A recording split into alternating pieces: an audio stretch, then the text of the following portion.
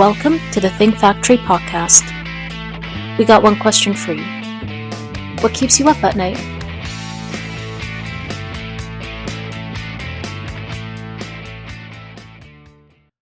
Welcome to the Think Factory's Workplace Podcast, powered by OGC Solutions, a podcast where we explore the ever-evolving landscape of workplace dynamics. My name is Olga Bahal. I'm a partner and chair of the Immigration Services practice at OGC Solutions. I'm your host today. I'm very pleased to have with me here Monica Smith, CEO and founder of Marketsmith Incorporated. Monica serves as a strategic partner and coach to CEOs and executive teams, helping clients navigate complex business challenges, drive revenue, and enhance leadership effectiveness. Welcome to the podcast, Monica. Hey, Alka, how are you doing? I'm good. Glad to have you here today. I'm glad to be here. What an honor. Well, thank you. Can you start by telling our listeners a little bit about yourself and Marketsmith?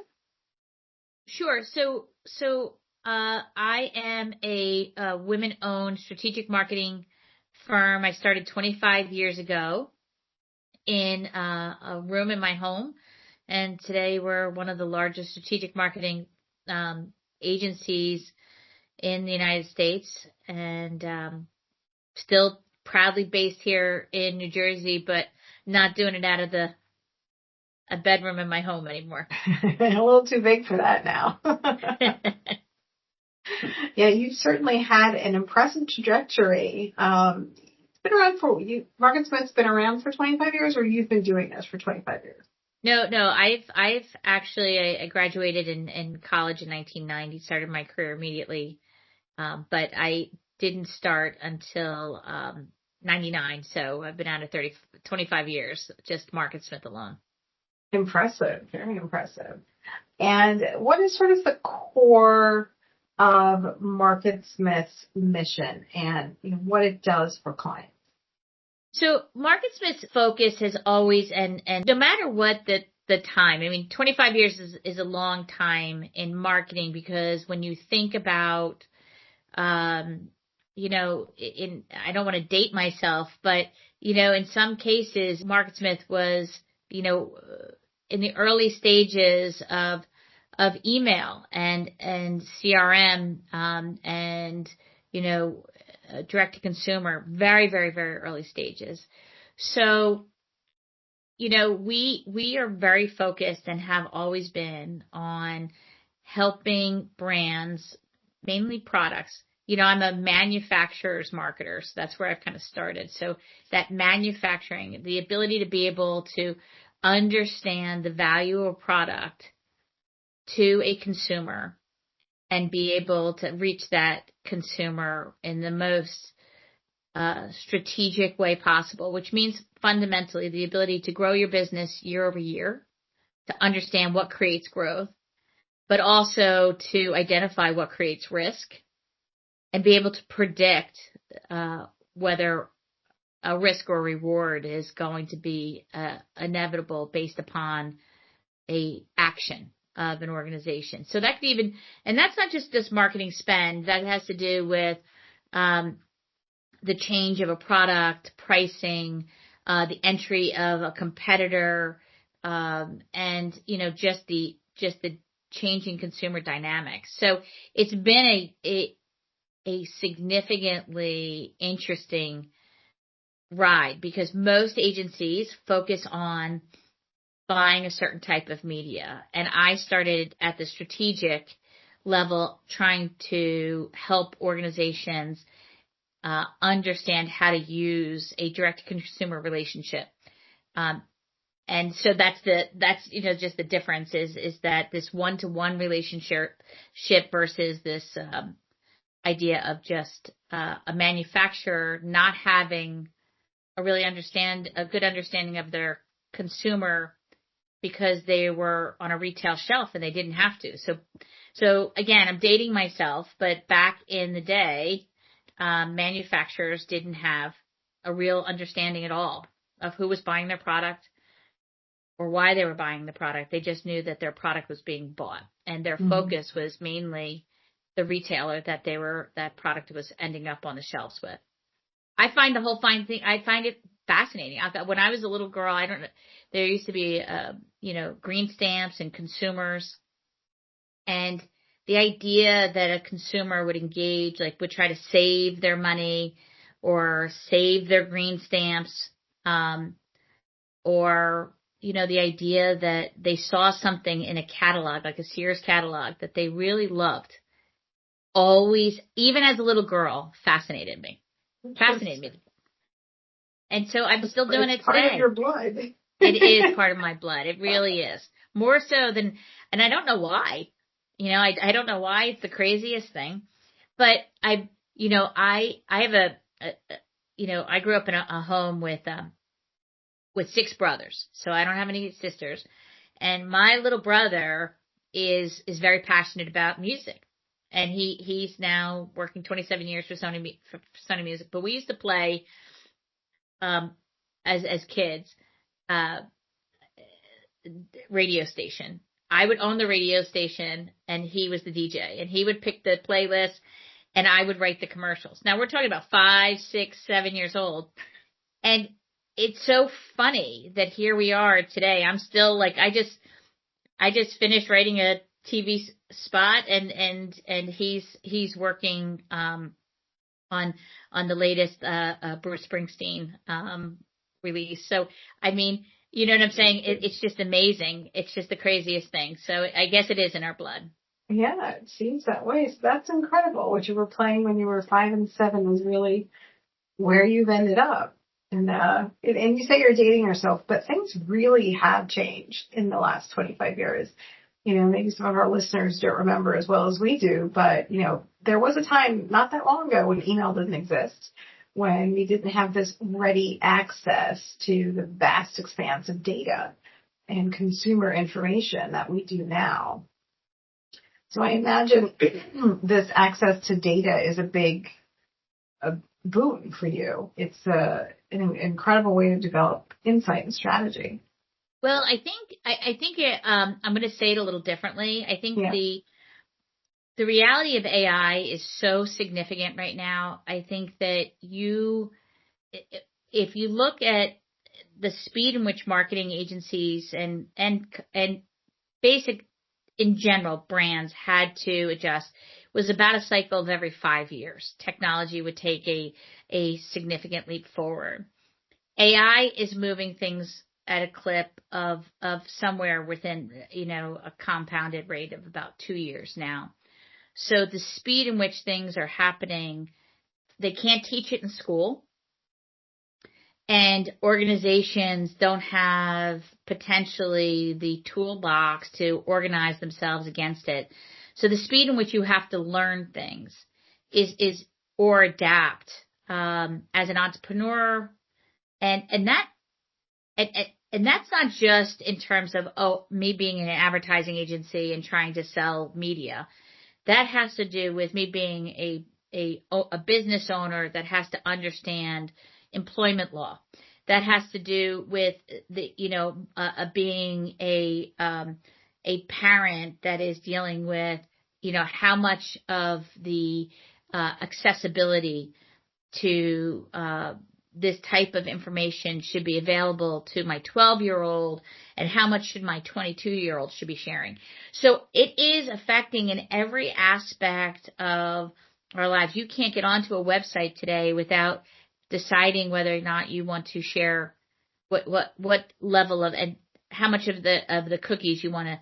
And most people probably don't even understand what they're clicking on, but they're covering their bases, So the level in which at my age that I have to, not only the information that I have to consume and understand, I think that the things I have to, I find it.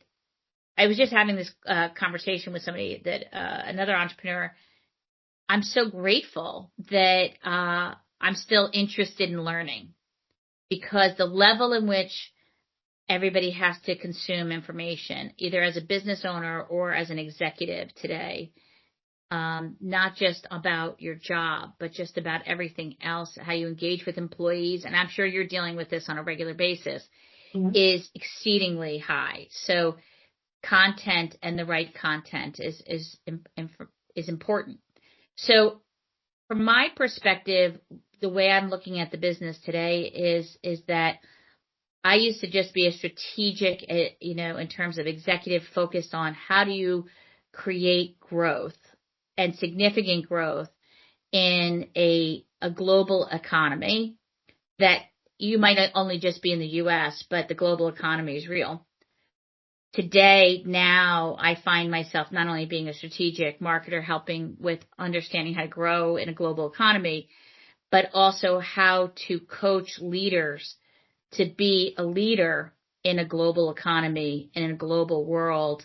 And I at first was like, is this my role? And then I just realized, well, there's no, to your point earlier, there's information is moving so fast. There's no rule book. So I might as well keep on. If I have the understanding of how to do that, I should be sharing it as much as I possibly can.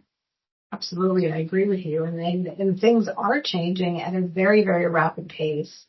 And, that is probably one of the keys as to why you and Marketsmith have been successful is that you are willing to learn and keep up with those changes. So I can see that is a significant sort of skill that you have. Let's turn for a moment to you as a business owner and an employer and a leader. So as we talked about, the world has changed a lot. What traits do you believe are essential in a successful leader in a workplace today? Okay. I think that if you'd asked me that question just 2 weeks ago, it'd probably be a little different. But I think that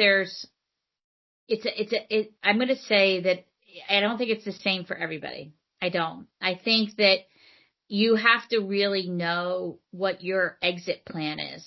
And I think that where I've kind of changed is that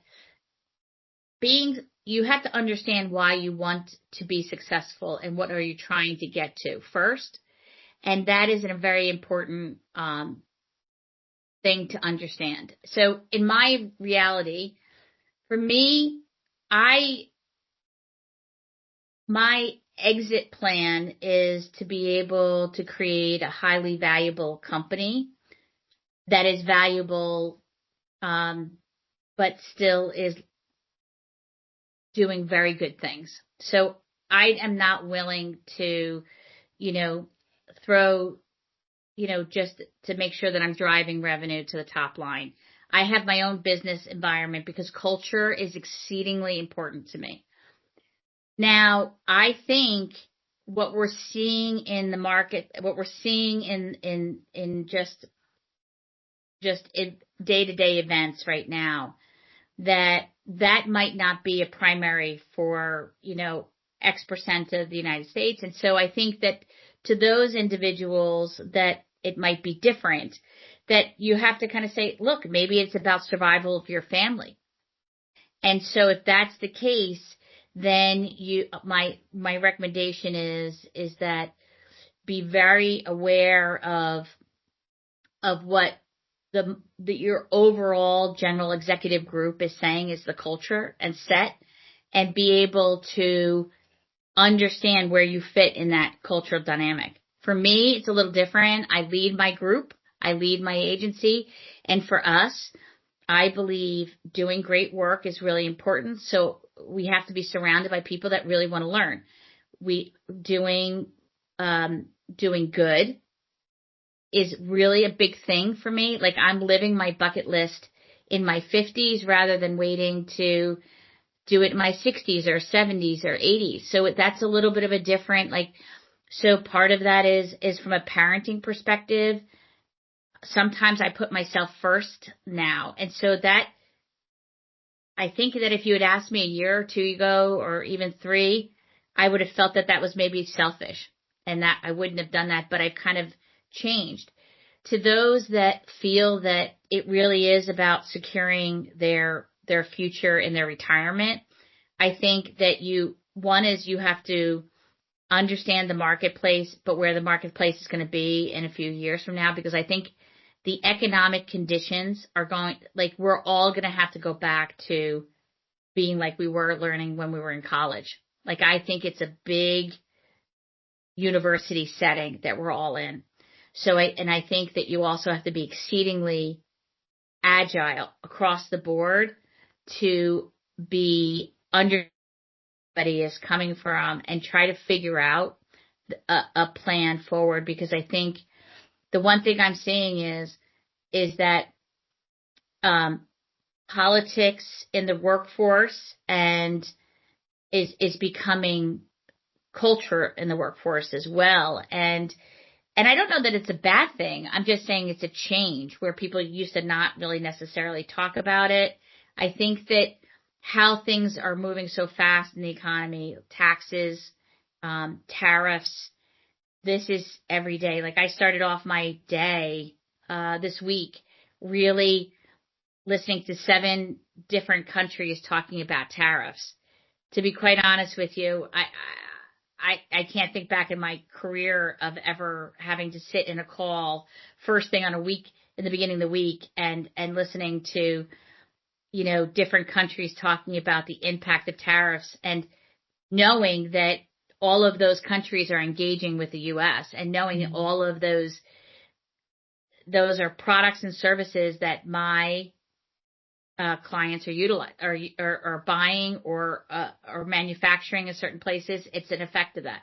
So there's just a lot of moving pieces. And so, I think for me, I've decided to be really true to myself, and I'm loving that. I really am. I'm really, really comfortable with it. But I do see other individuals that I'm around, really close friends of mine, colleagues that have decided, I'm focused on what my end game is going to be. And then I have another group of folks that I see that are saying, I want to really just focus on my career at this moment and are really kind of heads down. So I think that what I try to tell everybody is do what you feel is right for you, but don't do only what if you're afraid of doing something, try to stop yourself of being afraid and try to take some steps forward into trying different things, because I do think things are moving so fast. It's really important and I'm sorry, that was really long-winded. Oh, that's fine. I think you really hit the nail on the head with the word agile. Agile is certainly a key factor, I think, that leaders in any industry across the board need to have these days. But one of the things that has really always impressed me the most about you, Monica, is that balanced approach that you have. That, sort of you've decided that this is the place in life where I am. I'm not going to wait for other, wait till I retire to do X, Y, and Z, or wait for this or wait for that. That's how I always was too. Head down, do your work, family comes later, everything else comes later. So I love that you are more than I see in other people in similar positions, intentional about what you do. You put more thought into it. And I know we've discussed this before, and you sort of have this humanity first outlook, which I think is amazing. Very different now what we see sort of normally in the industry these days. To talk about politics, there's a lot of negativity, a lot of clashing around that area. But I know from you as a leader that you've had very low turnover in your 25 years. Yes. So it has to imagine that you are viewed as a positive, impactful leader in your place. And certainly that speaks to the culture in your company. You're not going to have employees that stay if you don't have a sound corporate culture. So tell us, what do you think are some key elements you've learned over the years that contribute to a positive workplace culture? I think that, I think over time you learn, right? And you either want to adjust to that learning or you don't. I think that turnover is a very interesting metric and I think it's under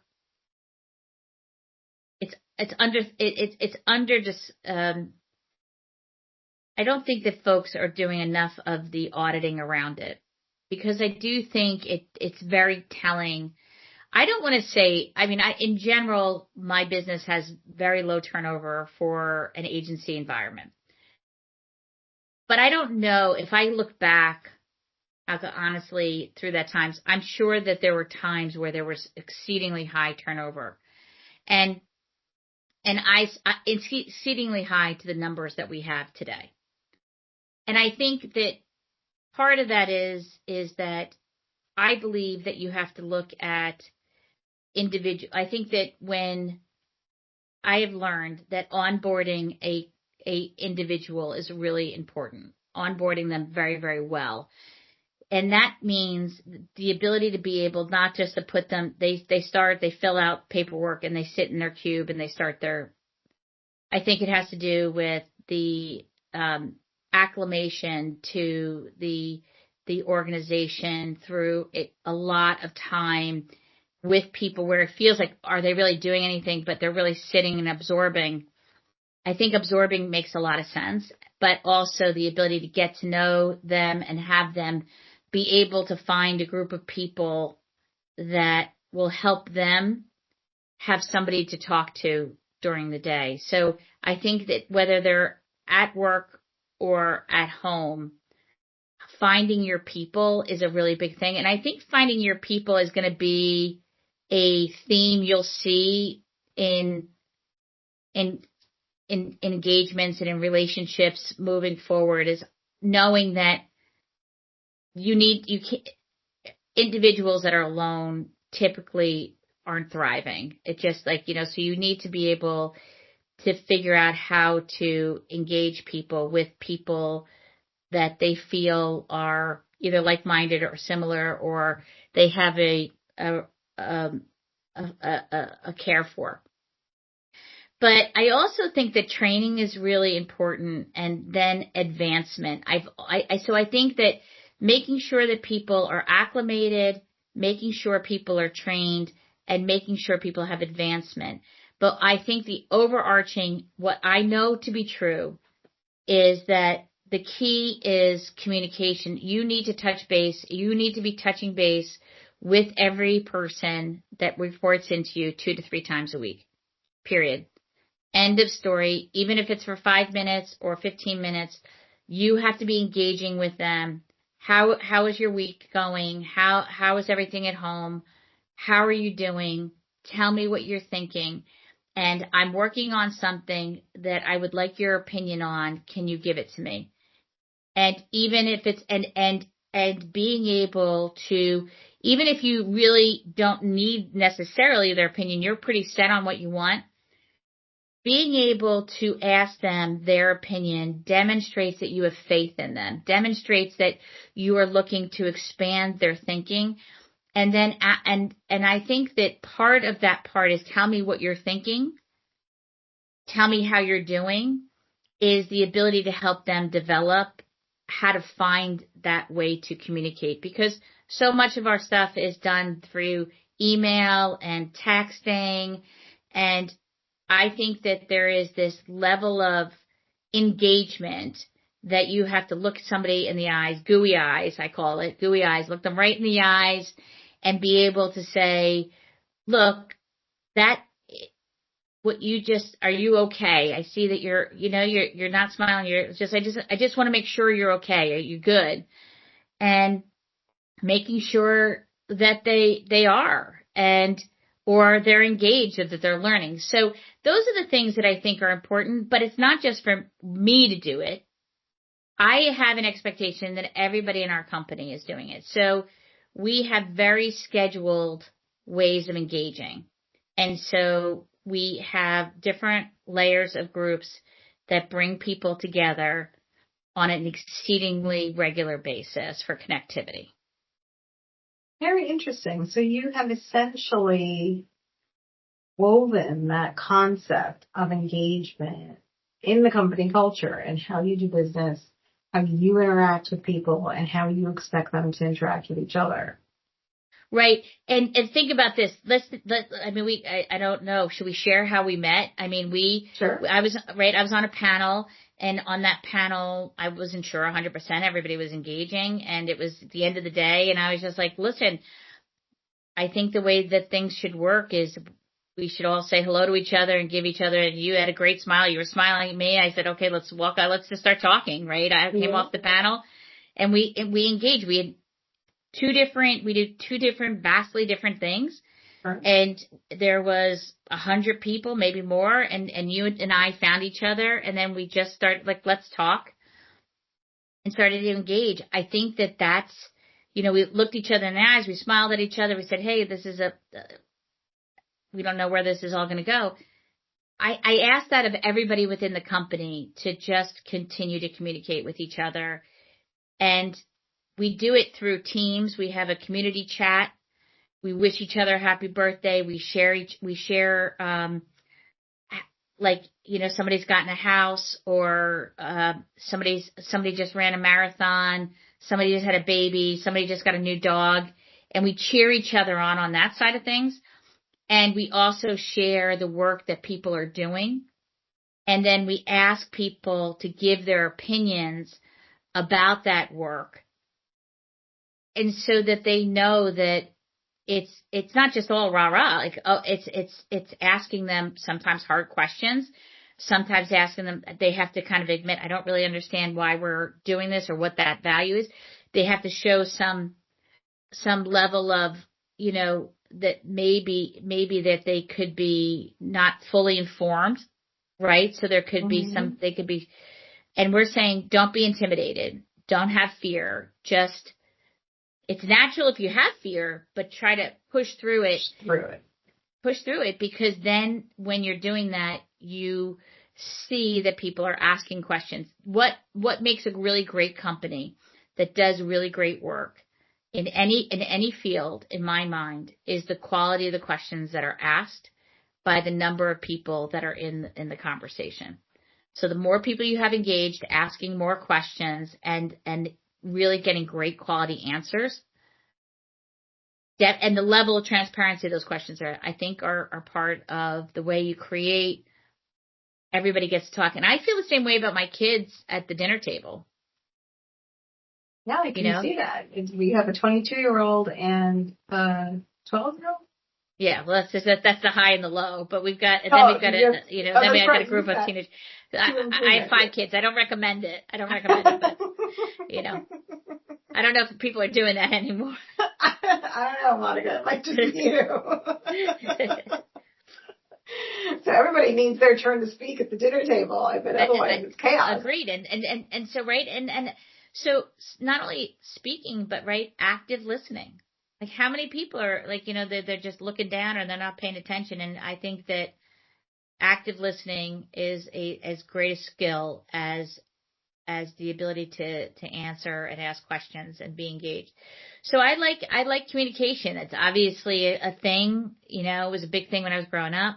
It's a big thing. I like to communicate with my friends. I like to communicate with new friends. So I think that it's a core competency within our organization too. Yeah, I can see that. And I'm glad you brought up the listening, because certainly giving people the opportunity to speak their minds has very little value if there's no one listening to it, not just hearing it or letting it go in one ear and out the other ear.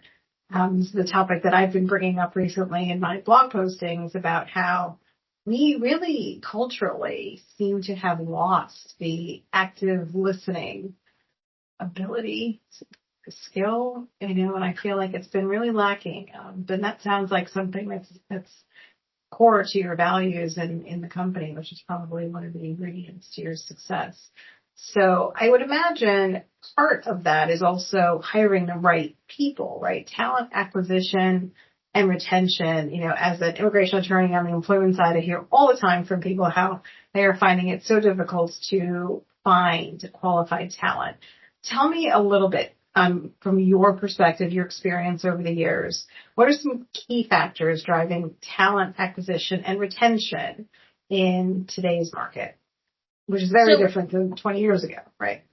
So I think that one is it's so overused. Please don't buzz me for saying this word, but Authenticity is an important thing in that we have AI'd ourselves into oblivion and forgotten. I think we've forgotten that it is a team in many ways, right? And so I look for when people are using the word I know the team is not showing up for the interview, but the team is going to be that's who you're coming to. And you're one of many. And it doesn't matter what level you're at. So when you're saying I did this and I did that, I get a little concerned because I'm like, I'd like to see that people recognize that they couldn't go where they were going without the group of people that got them there. And so, and that could be just out of respect, or that could be the way I was raised, but I think it's important. And I think that, because I often, and I have to do a lot of work with CMOs. And I think that, CMOs have to go in and they're an impossible task to be able to have to say they did something, when a great CMO is really an orchestra leader. Really, a great CMO understands, can see talent, can move a person to do something when they see a weakness in another area. They can know what is, and they can feel what the crowd is needs. So like, to me, like, that's not, oh, I did this for this brand and I got it to this place, because that team is not coming with you. That's totally different. So I always like to see people recognize the group of people that helped them get to where they were going, and what was that about.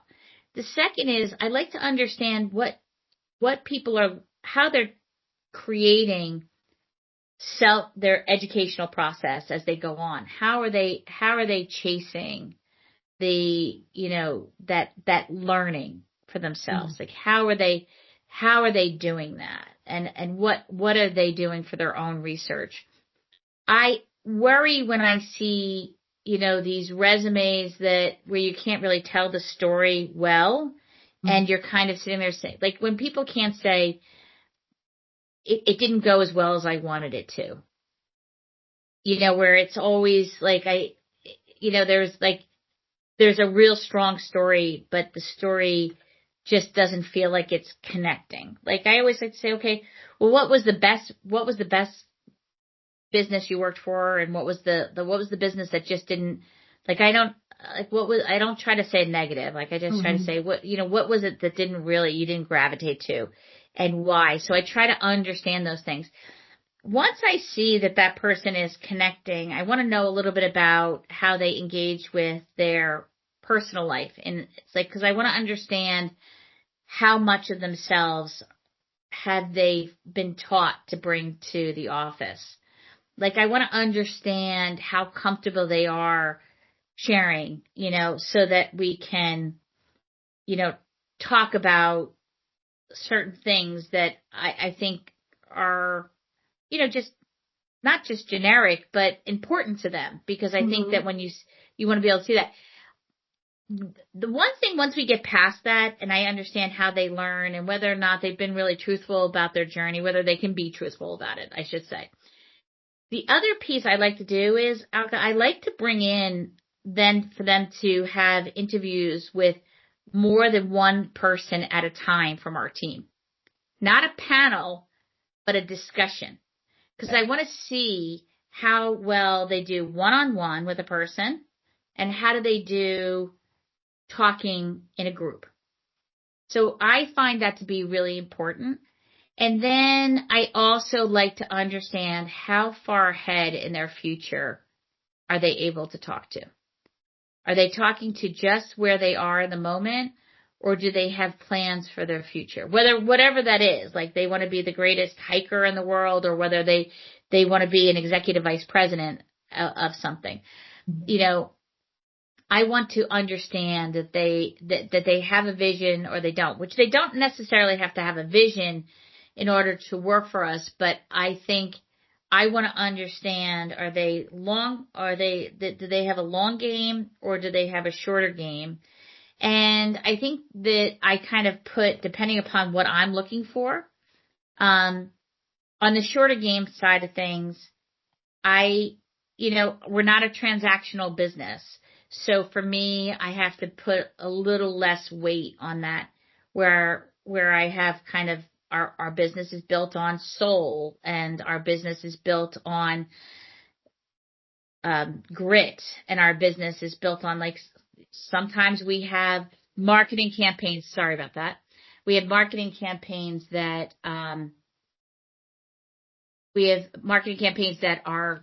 running during Christmas holiday. And sometimes we have to do something on a holiday. I just need to know that somebody has that little bit of, ability to understand that it's not a constant, but it's a moment, and I need you to kind of like be there, right? Be ready for it, right? Yeah, yeah, and know that I got your back. If you got mine, I've got yours, right? And it's a two-way street. So I mean, those are the kinds of things that I'm looking for, because I do think it's hiring the wrong person, not the wrong person, but not a good fit. Yeah. Yeah, is really costly to the business model. Definitely. In many ways, not. And it bums everybody out. Yeah. It really bums everybody out. Yeah, because one person who's not the right fit can really be a drain on the whole organization. Well, yeah, and I think but at the end of the day, it's my responsibility. It's my responsibility to get it right, and what I see is generally in hiring, about 33% of the time you get it right. And I just think that's, we're always trying to beat that metric. That's the key metric. Like, I don't think 1 in 3 is the right. So you got to ask the right questions, but you also have to be, I think, really clear about what that role is. Like, do you really know about the role that you're asking that person to fill? Mm-hmm. Like, have I done the work to really understand what makes it, right. what makes it really a bummer sometimes, and what does it make it like what makes it like so wonderful? Wonderful. Right. That's great. I like how you put that you sort of want to gauge how much an individual is bringing of themselves into the work. That's sort of authenticity, back to that theme that you brought up.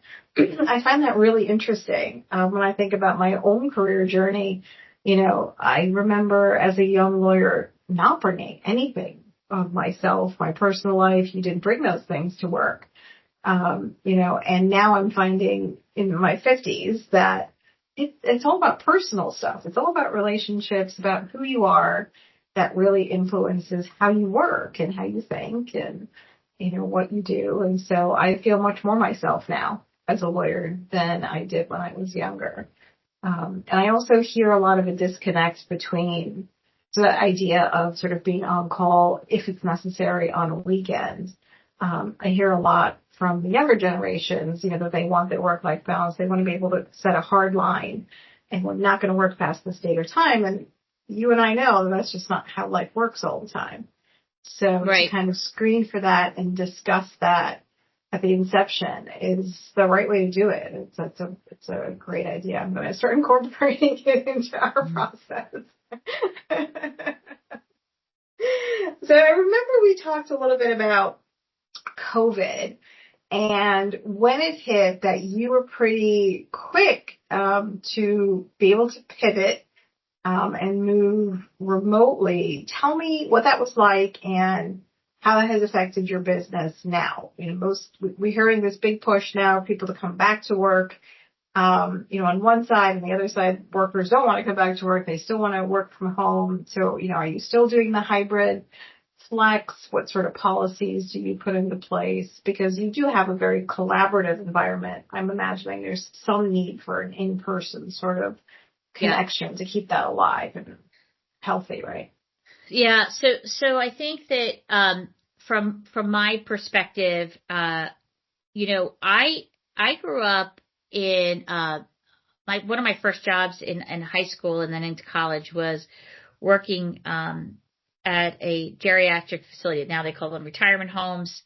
And I, got to spend time, a tremendous amount of time with some incredible humans. The first African American woman doctor in the state of New Jersey, the folks that wrote the John F. Kennedy's inaugural speech. I mean, in this one place, it was just one fantastic, exceptional human after another.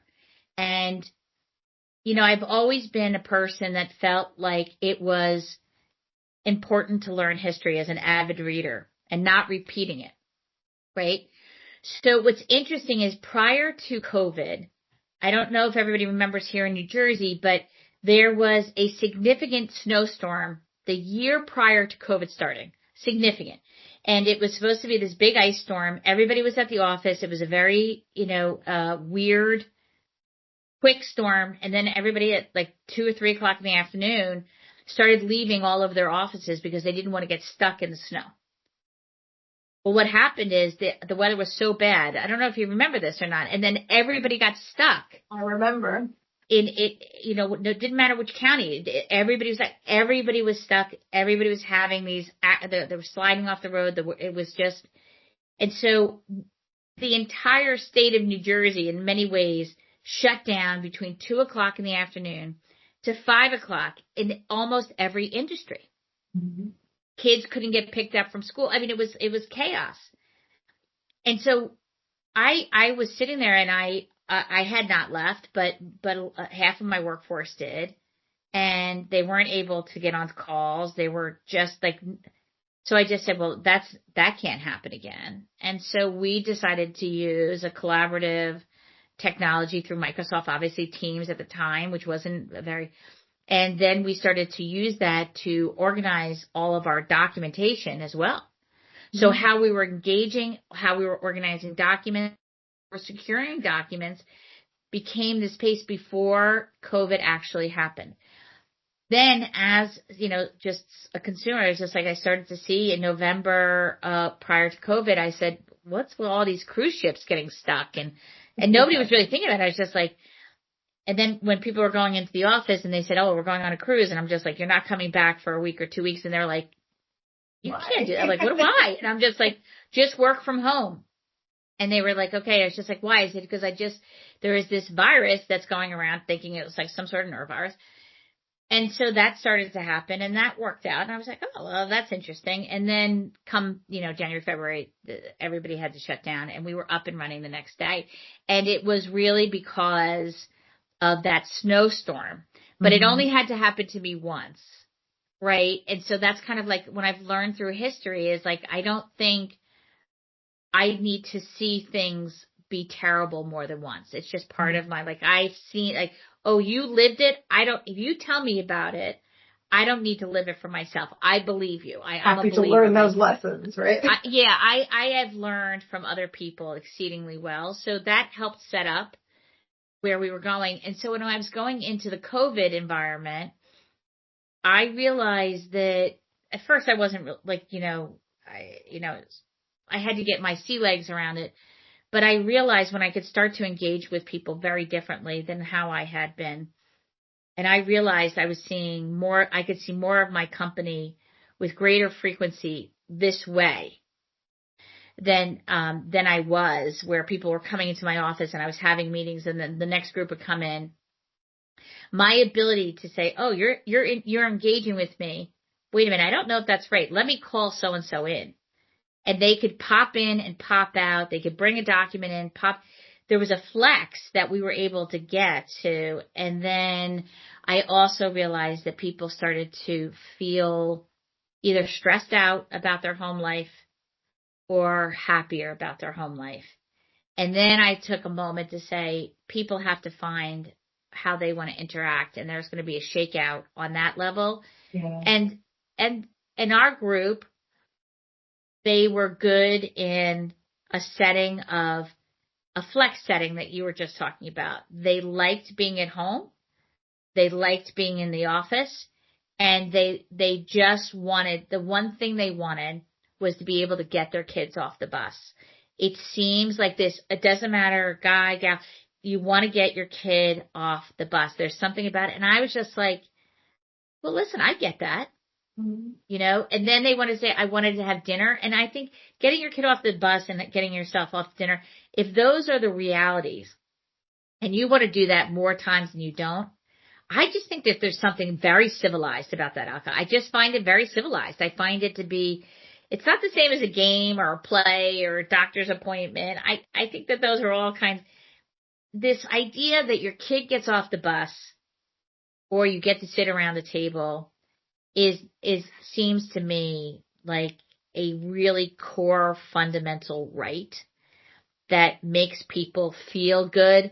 And if it gives them a boost of cortisol that makes them like, you know, feels like, you know, it gives them something a little bit to be happy about. And they come back at 3:00 and they bang out another joyful 2 hours. Yeah. I'll take it. Yeah. I'll take it. So I really shifted. I really, really shifted. And you know what? When I saw that others were enjoying their home life, I said, I want that for myself. Because I didn't give it to myself first. Yeah. I saw it through the eyes of my employees, and I wasn't jealous. And then the light bulb went off afterwards?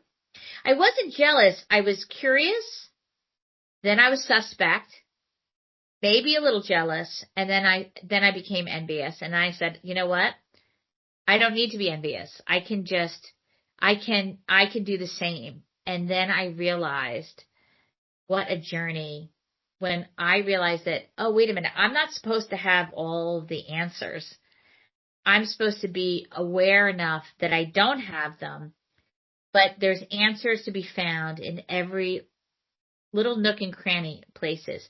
So if I just pick my head up, actively listen, shut my mouth, which I'm not doing a very good job on this podcast. I know. That's not your purpose today. You know, I said, and I just pay attention and listen and watch what others are doing and what they are doing well.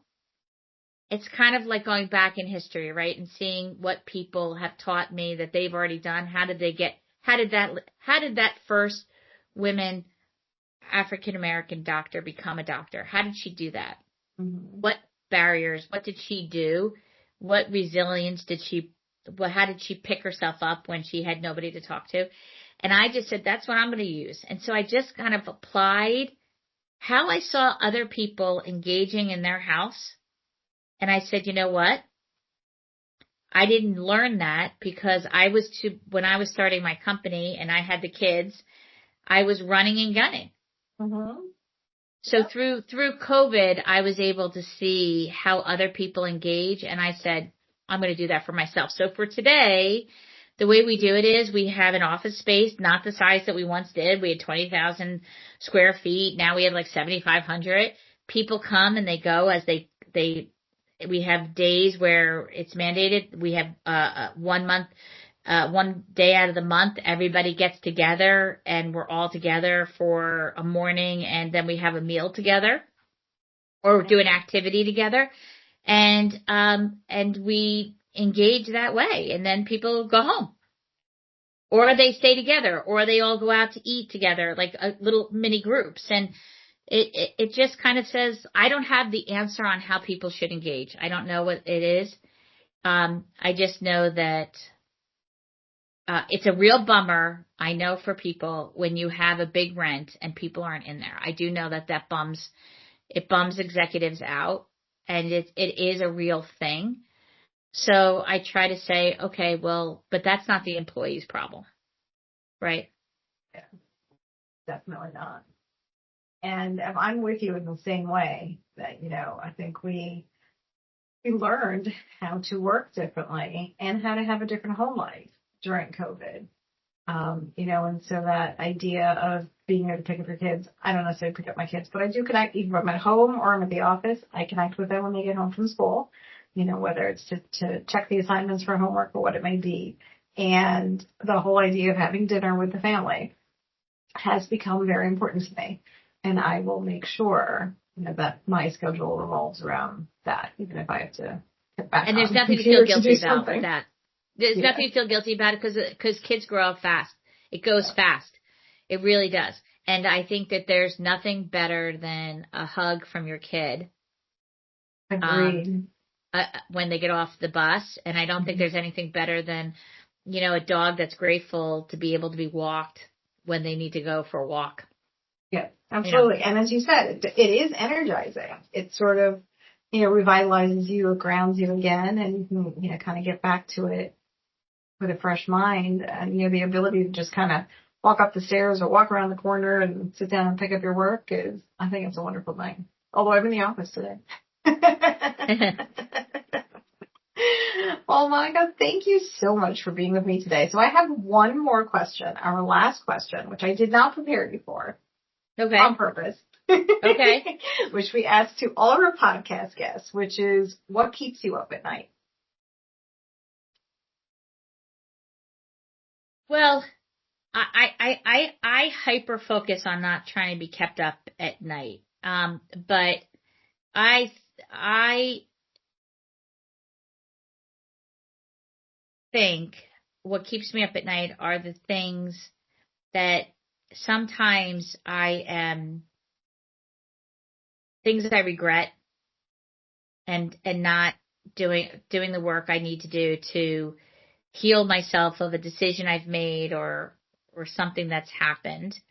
So I take the time, if I'm up at night and I'm thinking about something, if something on my side of things, I forgive myself. I give myself a chance to heal, because I don't want to do that. It should never be two nights. It should never have, I should never have it happen twice. What keeps me up at night sometimes is my kids don't get home. Oh, I bet that keeps you up. So that keeps me up. And I think that sometimes I catch myself pretending that I know what somebody else is thinking. And so I know I don't, but I could tell you, Alka, as sure as I'm standing here, I have wasted some really good night's sleep on believing I have the idea of what somebody else is thinking, and almost always I am wrong, or, like I overthought it, or the person didn't even know that had happened. So I try really hard now not to pretend to think that I know what's going on in somebody else's mind. Oh, that's good advice. Good information. Well, terrific. Thank you so much, Monica. It's been an absolute pleasure. I hope to have you on again at some point in the future. All right, Alka, thank you for your time, and I hope this was good and I didn't babble too much. No, I enjoyed it. I've learned a lot, things that I'm going to put into practice myself. Awesome. Thank you, everyone, for listening to the Workplace Podcast. Alcohol signing off with Monica Smith. Take care. Until next time.